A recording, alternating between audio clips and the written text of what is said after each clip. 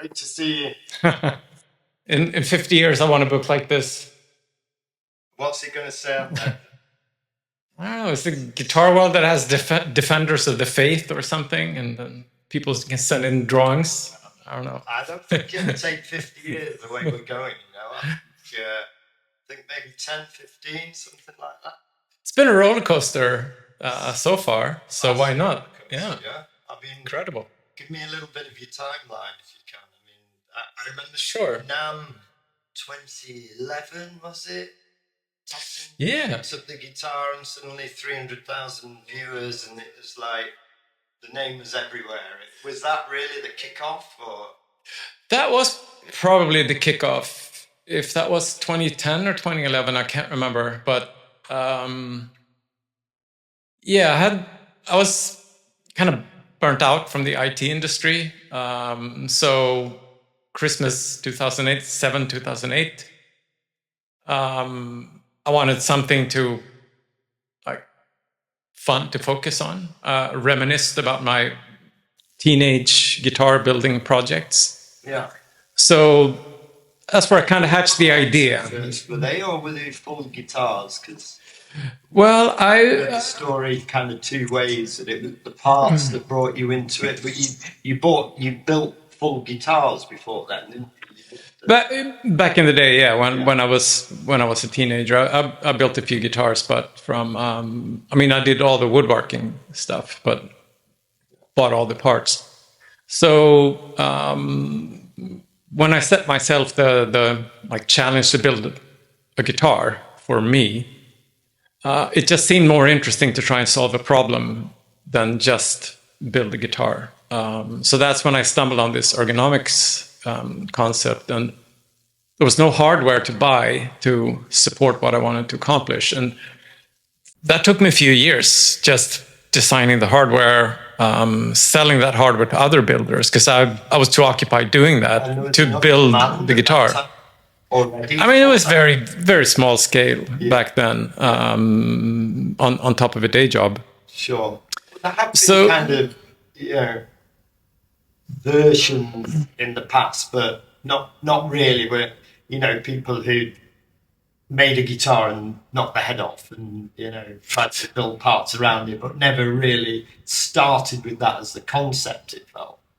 No, that's probably true. And again, I stumbled on this ergonomics concept, and really a big part of that is making it lightweight. And if you want to make a lightweight guitar, you have to shift the center of gravity towards the body end, or it becomes neck heavy. So making it headless was like the obvious design aspect. But yeah, it took a few years of basically making and selling the hardware before I actually got around to manufacturing the guitar that I had designed. I designed the complete concept that we're basically looking at today. That was designed and conceived very early on, but it took a few years before I actually had the time to build the guitar. And the concept is really, so the headless, so essentially you got to put the tuners somewhere else. Does that make it easier to tune, and the tuning stability is greater as well, because you're always losing something, and you have tuner trees or all sorts of things to try and get around the issues that a headstock causes. Of course, you don't get that with this. There are a lot of positive side effects. So I set out to design an ergonomic guitar, so lightweight but still well balanced, and for long practice sessions. So I mean, a conventional guitar, you can really only rest it in your lap in one way. And like some of the Strandberg players now that are Strandberg artists, they can have practice sessions like whole day. They can play for 12 hours straight. So and they do. I wanted to design a guitar that you could just rest in your lap in different positions, so you wouldn't be stuck in a static playing position. Okay. And then so that's a few. okay. So that's what the cutaways are for. But then I I was really only focusing on reducing weight back then. Yeah. So I would find the lightest materials I could. There's big chambers inside. I used carbon fiber to reinforce the neck when I laminated the neck. And if you kind of ratio the weights, then obviously Les Paul heaviest, Fenders, PRS, and then Fenders, and how much weight were you trying to take out, and how far did you get? I think the first ones I built, they probably ended up like 1.8, 1.9 kilos. And we now have production guitars. They probably range from like 1.9 to 2.5 kilos. So we're not with the vintage. The 70s now are vintage as well. We've got like 9 kilo. Yeah. Literally less than a quarter of the weight of those guitars. Mm-hmm. Yeah. And speaking about the positive side effects that I stumble on, I didn't originally design it with this in mind. I tried to cut weight, so I wanted lightweight but stiff materials. So instead of conventional wisdom, which is like steel or brass in the bridge, make that as heavy as possible to get good sustain. I made it as light as possible, just to minimize the mass. I mean, originally it was just a cut weight, but it actually minimizes the mass when you hit a string. Instead of those vibrations just hitting the bridge and being reflected back, they actually, there's so little mass here that the vibrations go into the body. And that results in just a more responsive guitar and more organic is the word that people use. It's more organic sounding. That's interesting. And in terms of the recording as well, it gives you more space. It's more responsive. There's more like headroom in sounds around it. Almost, yeah. And then with, a conventional guitar with conventional tuners and string trees, there's a lot of dead string that still stretches. So as you do bends, this long portion will also give as you do that. So some people think of it as Strandberg feeling stiffer, but that's not really the case. It just bends more directly, if you will. Okay. And there's no dead string. This distance is also very short between the saddle and the tuner. Really? So that does have benefits from a tuning stability perspective as well. And intonation, the funk fret aspect of it. It's less obvious on this 6-string guitar, which is designed. I mean, there's nothing wrong with the 6-string guitar. It's been around for a long time. So this was not really about trying to improve the instrument necessarily from a tonal perspective, but more of mimicking this kind of windshield wiper motion that you do with your arm as you climb up the neck. So it's a very subtle multi-scale. It's only half-inch difference. So this is 25.5-inch, like a Fender. So very familiar feeling and sounding to people. But on the treble side, it's 25 inches. So it's a little easier to bend. And but I did primarily for the ergonomics angle. Yeah. But then on 7 and 8 string guitars, when you slap 1 or 2 lower strings on, they really benefit from more length. Yeah. So there it does very you see the fun fret aspect. It's a little more obvious, and there it does have tonal benefits, and it also improves the intonation because there's simply more string to distribute the intonation problems over. But yeah, so the end result is an interest or an instrument that just works better together as a complete unit with the very lightweight tuners the headless design, the and then the center of gravity. Neck as well. There's the shape of the neck. That was a little bit later. A lot of so because a lot of the comments that people say to me when we took it on as a line is, but that neck's going to feel really strange, and then they pick it up and it's like, but it doesn't at all. It's just feels very smooth and fast. And it is very natural, yeah. And that really came from, I don't know if we can 60 years for someone to think of that idea. Catch this on camera, but there's a bass builder called Jerome Little who invented the torsal twist bass, which the entire neck twists. So as you move your hand up or down the neck, depending on your perspective, you can reach with a straighter wrist. So again, yeah, so when I dreamed up my ergonomic guitar system, that was one of the components, the twisted neck. But then I realized that on a guitar, and that was actually commercialized by Lace. They had a guitar called Lace Helix. So first of all, I realized that you have to adapt your playing technique to play on a twisted neck. You can only bend your strings downwards, otherwise they will choke. So I didn't want that from a player's perspective, to have someone to adapt their playing technique to the instrument. And the other thing that I realized is I want to build a guitar that anyone can service without like special skills or any special understanding or training. And making guitar with a twisted neck, I'm sure most guitar techs, they'll just say, I'm not touching that.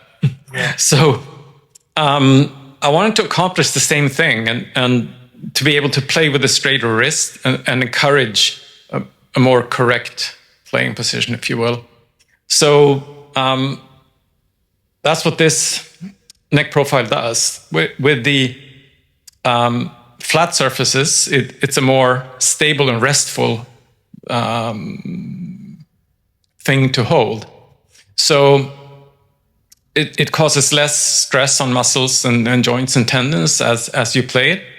And with the cutaways here, it gives room for this joint. So if you're whittling up here or playing a D chord, you can do that with a straight wrist. You don't have to twist your entire arm to do that. So much sense. It's great that it's home for me at my advance. Yes. I've got a few more years. Yeah. But and then at the same time as you go up the neck, this cutaway up top gives you easier access to the higher range. And the way that this shape kind of snakes its way along, it just encourages a better playing position. So, bit of a sidestep from that, and then so those are ergonomic benefits. And I can think of it in terms of some of my guitars. I brought them back into the store. I've traded them in. I've sold them on because they're just too heavy. And you do need a lighter guitar, and it's great for traveling around and all of that kind of thing. What about the style of music that do you feel like the guitar lends itself to a style of music, or is it some of the artists that do you choose the artist, do the artist choose you? Is it there's kind of a Strandberg sound that's coming out because of some of the benefits? Well, how do you see some of that? I think when I designed the guitar, my dream customer was Alan Holdsworth. He was like my god and guru at the time. So that's what I envisioned. And he obviously played headless guitars. But this came along at a time where a new breed of musician was emerging, and they played a new style of music. And they had no need to look like the old guitar heroes. So to them to adopt an odd-looking or odd-shaped guitar. Yeah. Was probably a good thing rather than a bad thing. They weren't too concerned about looking silly on stage, because hanging a guitar across your shoulder and standing in front of an audience, the guitar itself is such a big part of your stage presence. Kind of photos you see in the videos of yesteryear and all the so Rolling Stones top 100 strange choice of guitar. But for these guys, play the music. My first paying customer was Chris Letford, who played in a band called Scale the Summit. And then very early on was Tosin Abasi. Only slightly later was Misha Mansour of Periphery. These guys, they would put together touring packages of 4 or 5 bands who would all self-published. The music was so complicated. Selection of early adopters. No. You can choose a couple of early adopters to, play your guitar around. Very talented players. Yeah, and the music is so complex that a lot of the audience are musicians themselves. Yeah. So do you think it almost the complexity of the music that we're playing was helped because of the design elements that you built into the guitar, that they really probably had those sounds, that I'm sure they had those sounds in their head, but to get them out would have been much harder with a more traditional. I'll talk about traditional a bit later, because what you say, something that looks quite strange, people don't see it as looking strange anymore, and I think that's quite that is significant in terms of how the brand is developing and how far you've come, really, because people used to come in and say, "What's that over there?" That doesn't look like a guitar. People come in now and say, "So where's the headless guitars and where's the Strandbergs?" And there's still that differentiation, which I think is a great thing to hold on to as well. Oh yeah, 100%. And these early adopters, they played 7-string guitars and 8-string guitars, and a conventional guitar with just an extra string or two, it doesn't really perform as to the best of its ability, so to speak. The pickups didn't scale very well. The scale lengths, if you wanted like a good sounding low B string or low E or F sharp on an A string, you just need more scale length.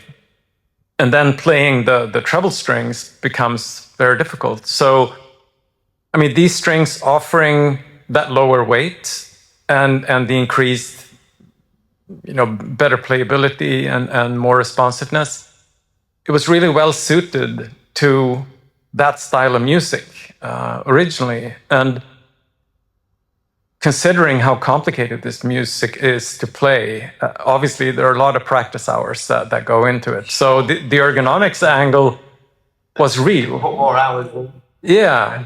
It's fast. Yeah, and for me, I knew nothing about this industry or about musicians or their life. I've had a background in the IT industry. So I was very conscious of, or I was almost afraid of highlighting the ergonomics angle, because to me, like, guitar players were tough dudes for the most part, but unapproachable in a way. And but then as I started actually interacting with these people, they're the nicest guys on earth. And I think it takes a special mindset to put in all those practice hours. And so they were just the nicest people, and also ergonomics was a real problem for them. Changed your the style of music that you enjoy to listen to as well, because you listen very much. Much more experimental music now, I guess, and on your own instruments, and appreciating the skills that go into that.